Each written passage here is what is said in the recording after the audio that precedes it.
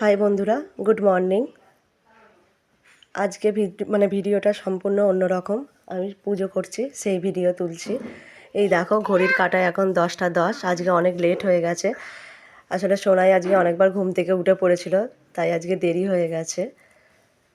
যাই হোক, তবু এই দেখো, পুজোর সব কিছু জোগাড় করা হয়ে গেছে। খালি আমি এবার বসে খালি পুজোটা করবো। এই যে আলপনা দেওয়া হয়ে গেছে, এই যে চারিদিকে সব আলপনা দিয়েছি। আজকে বৃহস্পতিবার একটু খুবই দেরি হয়, কারণ আমাদের ঘট বসাতে হয়, পাঁচালি পড়তে হয়, তারপর ঠাকুরের বাসন সব মাজতে হয়। রোজের মাঝেই, তবু আজকে প্রদীপ ধূপদানি এগুলো সব একটু এক্সট্রা হয়ে যায়, মানে বেড়ে যায় এগুলো মাজতে। যাই হোক, এই দেখো,